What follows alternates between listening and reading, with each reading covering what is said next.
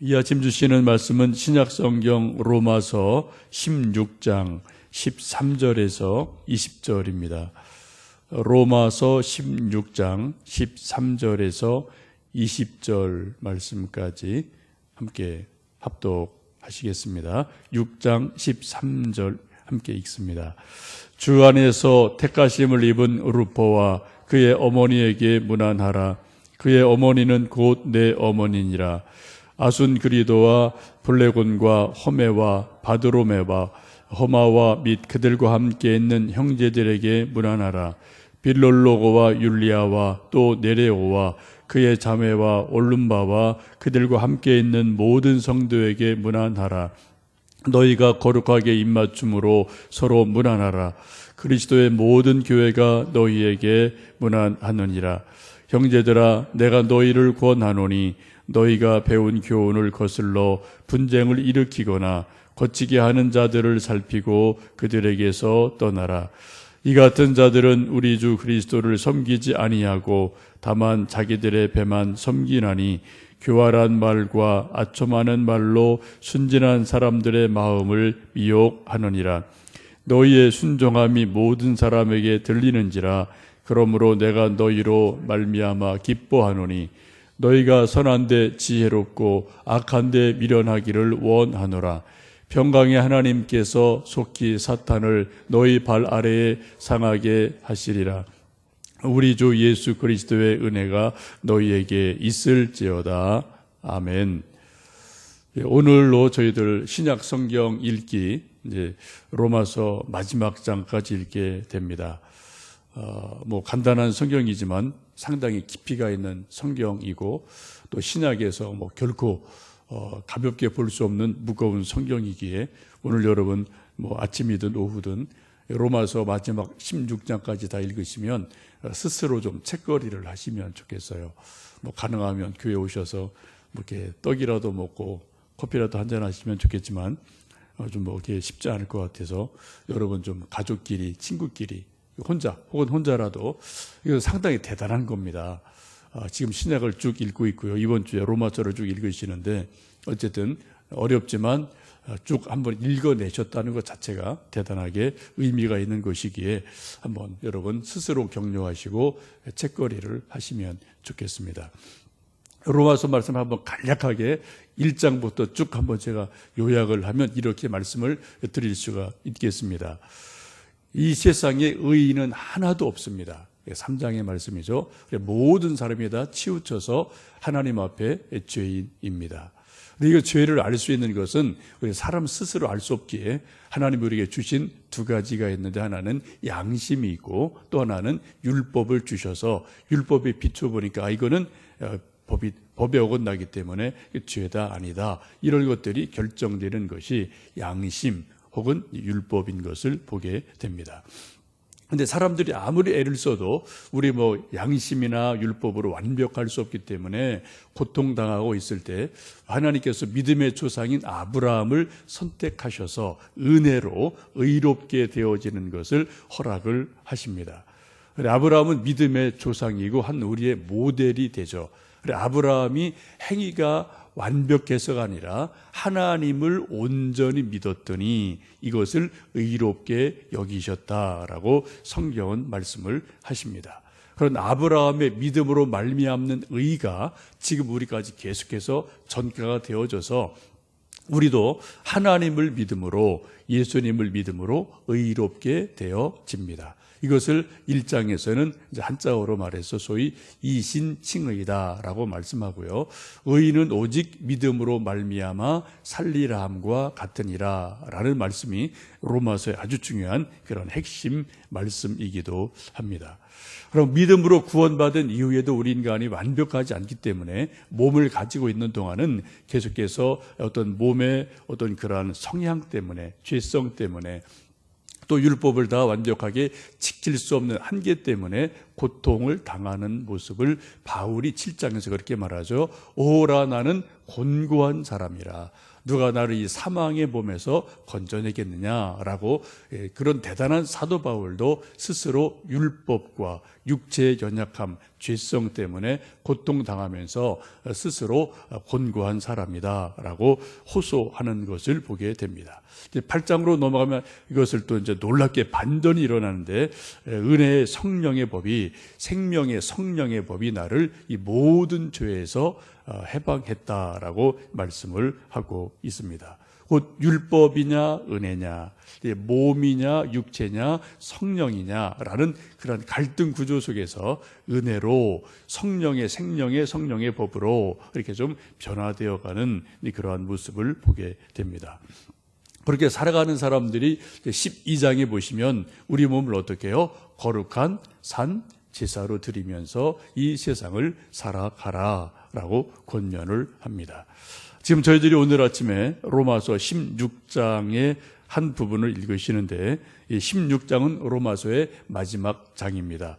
여러분 잘 아시는 것처럼 로마서 16장에는 수십 명의 사람의 이름이 쭉 결론적으로 기록이 되어 있습니다. 이 수많은 사람들을 한마디로 말씀드리면 자기의 삶을 거룩한 산 제사로 드리는 사람들의 이름으로 보시면 좋겠습니다. 그래서 앞에서 쭉 말씀한 그런 것들을 믿음으로 감당하고 또 그런 삶을 어쨌든 주어진 여건에서 살아가는 많은 믿음의 사람들의 이름을 쭉 기록을 하고 있습니다. 우리가 지금 읽었던 몇 절에서도 우리가 발음하기 힘든 아주 좀 힘든 이름들이 있어요. 또 누군지 우리가 정확히 알 수 없습니다. 사진이 없기 때문에 우리가 알 수도 없고, 키가 얼마나 되는지, 몸무게가 얼마인지, 이 사람이 눈이 큰지 작은지, 혹은 부자인지 가난한지, 우리는 이 사람에 대해서 정확한 정보를 우리 가질 수가 없습니다. 그러나 분명한 한 가지 공통점이 있다면 이 사람들은 모두 다 하나님을 믿는 사람이다. 예수님 믿고 구원받은 사람들이다. 또 사도 바울을 잘 아는 사람이고, 사도 바울도 이 사람들을 서로 잘 아는 분이다. 또 사도 바울의 목회를 옆에서 아주 많이 협력하고 도와준 사람들이다. 그러기에 지금 사도 바울이 로마 교회 편지를 쓰면서 자기 자랑스럽고 사랑스러운 믿음의 친구들, 믿음의 동역자들 이름을 쭉 일일이 소개하면서 언젠가는 서로 만날 기회가 있을 것이다. 그때 어떻게 하라고요? 서로 인사해라. 오늘 말씀 보시면은 그렇게 말씀하죠. 16절에 보시면은 너희가 거룩하게 입맞춤으로 서로 문안하라. 그리스도의 모든 교회가 다 너희에게 문안하느니라. 언젠가 기회가 되면 서로 만나서 인사할 수가 있게 되는데, 그때 어떻게 하라고요? 거룩하게 입맞춤으로 인사해라. 서로 환대하고 서로 사랑해라. 그런 말씀을 들려줍니다. 이것을 요즘 말로 말씀드린다면은 어떤 다른 A교회 또 B교회 이렇게 서로 성도 간에 만나 이야기 나누고 같이 예배 드리고 세미나 할 때도 있고 종종 그렇고요. 저희 목회자들도 어떤 세미나 가면은 저쪽 제주도부터 서울까지 하여튼 각지에서 오시는 분들이 있기 때문에 서로 처음, 정말 생전 처음 만나는 분들이 대부분이죠. 그래도 어때요? 예수님 안에서 만나기에 반가워요. 형제 같아요. 그래서 서로 악수하고 서로 통성명하고 또 명함도 주고받고 서로 사정 이야기하고 서로 격려하고 위로받고 이런 일들이 있거든요. 그리고 또 커피 한잔하고 바로 이런 거를 보시면 좋겠어요. 처음 만나는 그러한 다른 사람, 지금은 이제 로마에 있는 교인들, 또 다른 데 있는 교인들이죠. 이 떨어져 있는 교인들이지만 혹시 언젠가 만나게 되면 어떻게 해요? 서로 환대해 주라. 또 서로 거룩하게 입맞춤으로 서로 맞아주면 좋겠다라고 권면합니다. 요즘 말로 말하면 커피 한잔 하면서 좀 서로 환대하고 이야기 나누고 또 진하게 한번 식사 대접하고 이런 일들을 함으로 서로 그리스도 안에서 사랑해라, 서로 환영해 줘라, 그렇게 권면하고 있습니다. 특히 오늘 읽으신 말씀 가운데 한 사람에게 좀 주목하고 싶습니다. 그러면 13절 말씀을 다시 읽겠습니다. 주 안에서 택하심을 입은 루포와 그의 어머니에게 문안하라. 그의 어머니는 곧 내 어머니니라. 지금 한 여인, 이름을 정확하게 알 수 없는 한 여인을 말하는데요. 그분이 누구냐? 바로 루포라는 사람의 어머니를 소개합니다. 루포는 우리가 복음서에서 잘 아는 것처럼 구레네 시몬이라는 사람이 나오고요.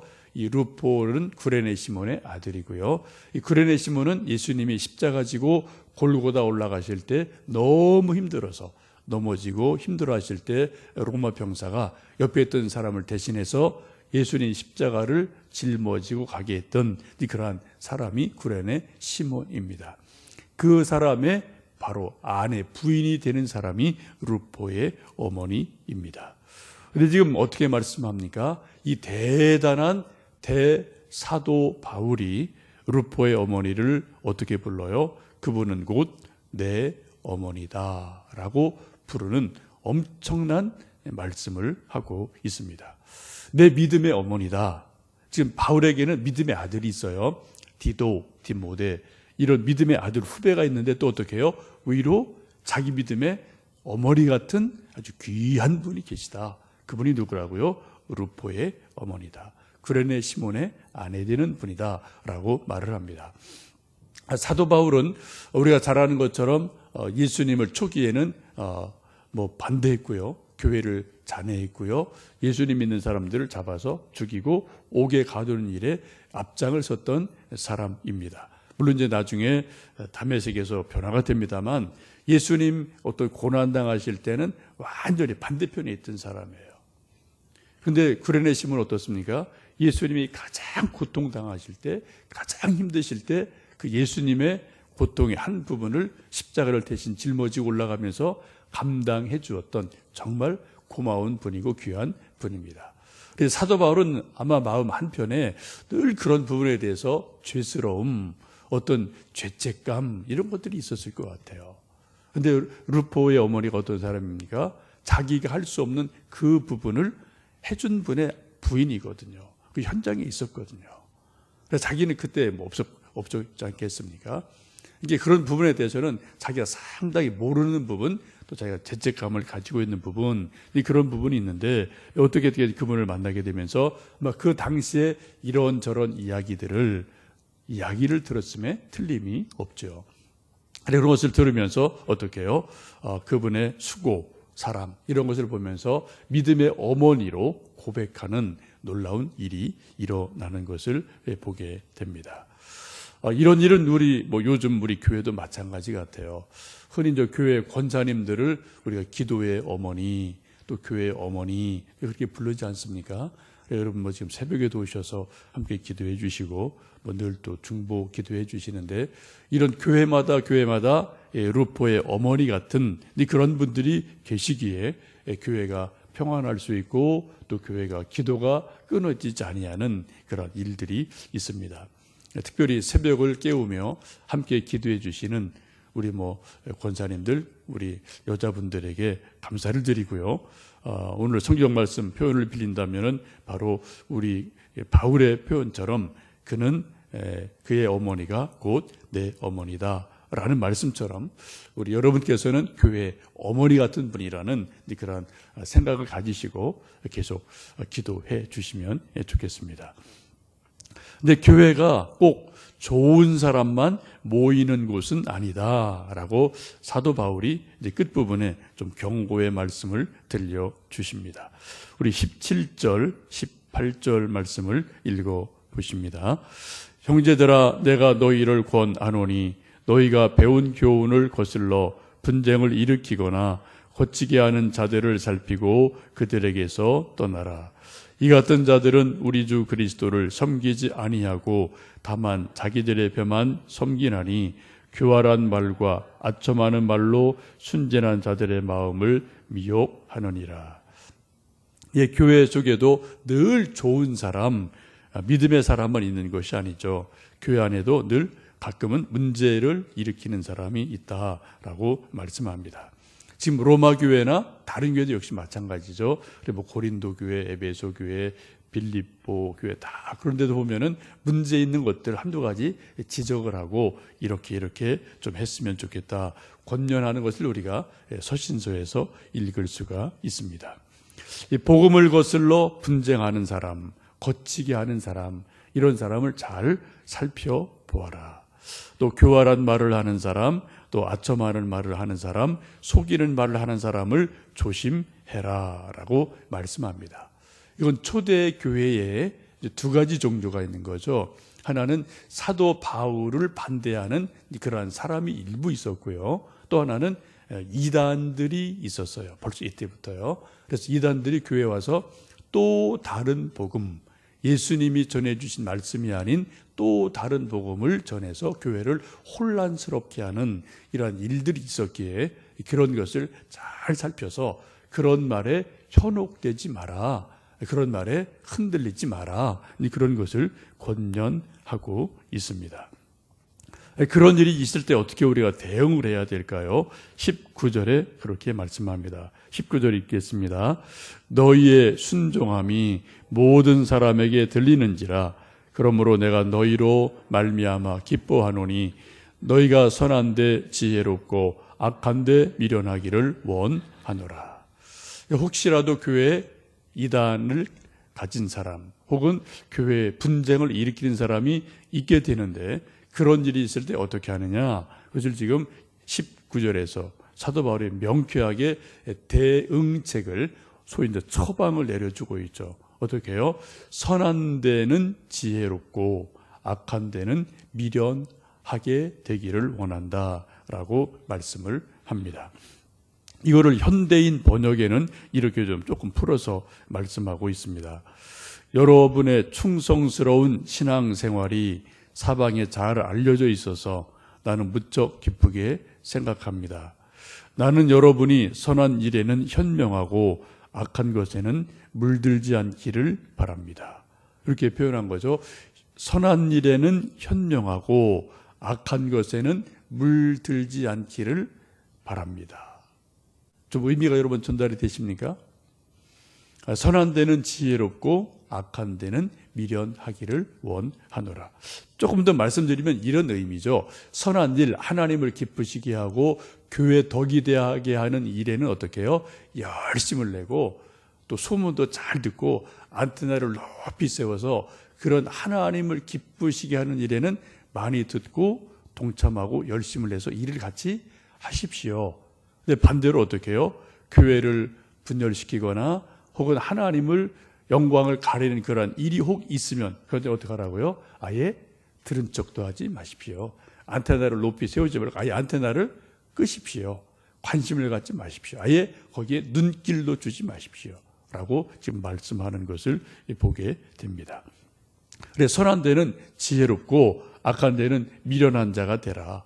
바보 같은 자가 되라. 그게 진짜 지혜로운 것이다. 라고 지금 성경은 말씀을 하고 있습니다. 이제 오늘 우리가 로마서 전체를 이제 끝까지 읽으시면서 이 뭐 깊고 깊은 로마서 말씀을 우리가 한번 이렇게 쭉 읽는다고 다 이해할 도리도 없어요. 저도 뭐 로마서를 다 알지 못합니다. 저도 평생 읽고 또 읽고 계속 읽어가야 되고 그러면서 그때 주시는 또 깊은 한 우레박, 두레박 같은 그런 또 우물을 제가 또 말씀 읽고 묵상하며 길러내야 되고 그것으로 제 영혼을 제가 스스로 시원하게 해야 되고 또 여러분과 함께 이제 말씀을 나눠야 됩니다. 언제 좀 기회가 된다면은 뭐 하루 이틀 날을 잡든 뭐 또 얼마간 시간을 잡아서 로마서를 1장부터 16장까지 조금 더 깊이 쭉 한번 말씀을 볼 수 있으면 좋겠다 그런 생각을 하는데 이제 언제 이게 있을지 모르겠어요. 저 개인적으로 로마서와 깊은 어떤 신앙적인 연결고리가 있는 것은 제가 이제 모태 신앙원으로 태어나서 구원의 확신이 없이 20대 초에 막 방황하고 갈등하고 막 여러 가지 신앙의 고민이 엄청나게 많았을 때 그때 1학년 겨울 방학이에요. 또 1학년 그 가을 때 제가 있던 그 이제 선교 단체에서 그 목사님이 담당 목사님이 로마서를 하루 했고 이게 모자라서 아예 겨울 방학 때 날을 잡아서 어떤 이제 대학교 이제 수련원 빌려서 한 3박 4일간 그런 거를 한번 쭉 로마서를 한번 쭉 뛴 적이 있거든요. 그때 로마서를 제가 20대 초반에 처음 대하면서 제 신앙이 정리가 싹 됐어요. 그래서 막 구원에 막 신이 없다 흔들리던 그런 분들이 1장 17절 말씀, 그런즉 의인은 오직 믿음으로 말미암아 살리라 함과 같으니라.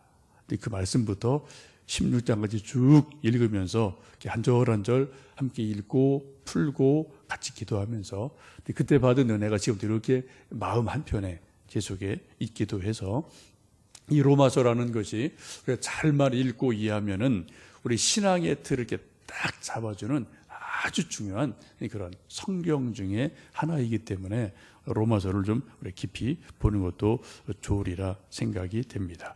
하여튼 그런 기회를 좀 언젠가 있기를 저도 기대를 하면서 일단 오늘은 여러분 좀 이 진도에 따라서 16장까지 읽으시고 스스로 책거리 한번 해서 스스로 위로해 주시고요. 또 오늘 이렇게 쭉 16장에 나와 있는 수많은 이름들처럼 우리도 로마서 16장, 17장에 내 이름이 계속 기록되고 있다.